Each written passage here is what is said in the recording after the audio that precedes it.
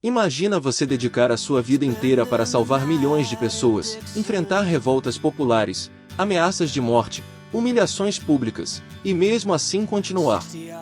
Imagina que, no fim, você consegue. Você vence. Mas o reconhecimento que você merecia nunca chegou do jeito que deveria. Essa é a história de Oswaldo Cruz. Um homem que literalmente mudou o Brasil, e que pouquíssimas pessoas conhecem de verdade. Fica comigo até o final porque essa história vai te surpreender. Oswaldo Gonçalves Cruz nasceu em 5 de agosto de 1872, numa cidade do interior de São Paulo chamada São Luís do Paraitinga. Filho de um médico, ele cresceu respirando ciência, mas a vida não lhe deu nenhum atalho. Desde cedo, ficou claro que aquele menino via o mundo de um jeito diferente. Enquanto outros meninos brincavam, Oswaldo ficava curioso com os livros do pai, com os doentes que chegavam até a casa da família, com as perguntas que ninguém sabia responder. Ele entrou na Faculdade de Medicina do Rio de Janeiro aos 14 anos. 14 anos. Pensa nisso. E se formou aos 20. Mas não era o tipo de médico que queria só abrir um consultório bonito e ter uma vida confortável. Ele queria entender as doenças na raiz. Queria combatê-las de verdade. Então, em 1896, ele foi para Paris. Foi estudar no Instituto Pasteur, o lugar mais avançado do mundo em microbiologia na época. E foi lá que Oswaldo Cruz se transformou.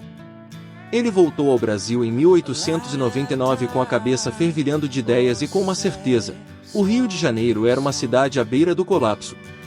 A capital do país, a cidade mais importante do Brasil, era um cemitério a céu aberto. Febre amarela, peste bubônica, varíola, essas doenças matavam gente todo dia. O Rio tinha uma reputação tão ruim que navios estrangeiros se recusavam a atracar no porto com medo de contaminação. Imigrantes que chegavam cheios de esperança morriam em semanas. A cidade estava afundando. E foi nesse cenário que Oswaldo Cruz recebeu uma missão quase impossível. Em 1903, o presidente Rodrigues Alves chamou Oswaldo Cruz para ser o diretor-geral de saúde pública. Ele tinha apenas 30 anos. E a tarefa era brutal: limpar o Rio de Janeiro. Acabar com as epidemias. Devolver à cidade a vida. Oswaldo Cruz aceitou sem hesitar. Mas o que veio em seguida foi um dos períodos mais difíceis da história da saúde pública no mundo. Porque combater doença não é só combater o vírus ou a bactéria. É combater a ignorância, o medo, a política, os interesses econômicos e a teimosia humana. E Oswaldo Cruz enfrentou tudo isso ao mesmo tempo. A primeira batalha foi contra a febre amarela. E aqui entra uma figura central nessa guerra: o mosquito. Oswaldo Cruz acreditou no que os cientistas já tinham descoberto, que a febre amarela era transmitida pelo mosquito Aedes aegypti, o mesmo que hoje transmite dengue e zika. Parece óbvio hoje, mas na época muita gente não acreditava nisso. Muitos médicos achavam que a doença vinha do ar podre, da sujeira dos portos, de miasmas. A teoria do mosquito era contestada, ridicularizada. Mas Oswaldo Cruz não recuou. Ele criou brigadas de saúde que percorriam a cidade destruindo criadouros do mosquito, jogando querosene em poças d'água, inspecionando casas e cortiços. Os agentes entravam nas residências, muitas vezes sem pedir licença, e a população odiou isso. Chamaram os agentes de mata-mosquitos, com escárnio. Fizeram piada. Resistiram. A imprensa atacou Oswaldo Cruz com ferocidade. Um dos jornalistas mais famosos da época, Olavo Bilac, usou toda a sua influência para ridicularizá-lo. Charges, artigos, sátiras. A população via as brigadas sanitárias como invasão, como autoritarismo. Diziam que Oswaldo Cruz era um tirano, um louco, um impostor que estudou na Europa e voltou querendo mandar no Brasil. E aí veio a segunda batalha, e essa foi ainda mais violenta. Em 1904, o governo anunciou a lei da vacina obrigatória. Todos os cidadãos seriam obrigados a se vacinar contra a varíola. Oswaldo Cruz era o rosto dessa política. E o Rio explodiu. O que aconteceu em novembro de 1904 ficou conhecido como a Revolta da Vacina. A população tomou as ruas. Houve barricadas, tiroteios, confrontos com a polícia. Pessoas morreram. A cidade entrou em colapso por dias. E no centro de tudo, sendo culpado por tudo, estava Oswaldo Cruz. O governo, acuado, voltou atrás. A obrigatoriedade foi suspensa. E a varíola continuou matando por muitos anos. Às vezes, fazer a coisa certa custa um preço absurdo. Mas Oswaldo Cruz não desistiu. Ele continuou. Em silêncio, com método, com ciência. E os resultados começaram a aparecer. Em 1906, os casos de febre amarela no Rio de Janeiro despencaram de forma impressionante. De centenas de mortes por mês para quase zero. Uma cidade que era conhecida mundialmente como a capital da febre amarela simplesmente erradicou a doença do seu território. Não reduziu. Erradicou. O mundo olhou para o Rio de Janeiro com espanto. Como foi possível? A resposta era simples e revolucionária: ciência aplicada com determinação. Oswaldo Cruz provou que a teoria do mosquito estava certa. Provou que era possível controlar epidemias com saúde pública organizada. E mudou para sempre a forma como o mundo encarava o combate às doenças. Em 1907, ele foi ao 14º Congresso Internacional de Higiene e Demografia, em Berlim.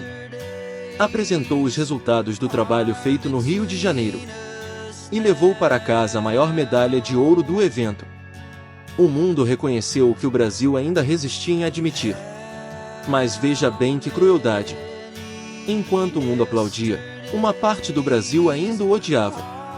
Além do Rio de Janeiro, Oswaldo Cruz também foi chamado para missões em outros pontos do país.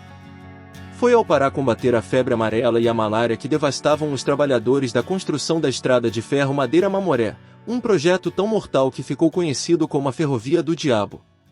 Foi ao Mato Grosso. Foi ao Nordeste. Levou a ciência para lugares onde ela nunca tinha chegado. Mapeou doenças, criou estratégias, formou uma geração de cientistas brasileiros. E aqui vale parar um segundo para falar sobre o Instituto Oswaldo Cruz, que hoje leva o seu nome justamente por isso. Fundado originalmente em 1900 como Instituto Soroterápico Federal, foi Oswaldo Cruz quem transformou aquele lugar num dos centros científicos mais importantes das Américas. Um espaço de pesquisa, de formação, de produção de vacinas e soros. Um legado científico que sobrevive até hoje, mais de 100 anos depois, e que durante a pandemia de Covid-19 voltou a ser referência nacional. Mas o corpo de Oswaldo Cruz estava se desgastando.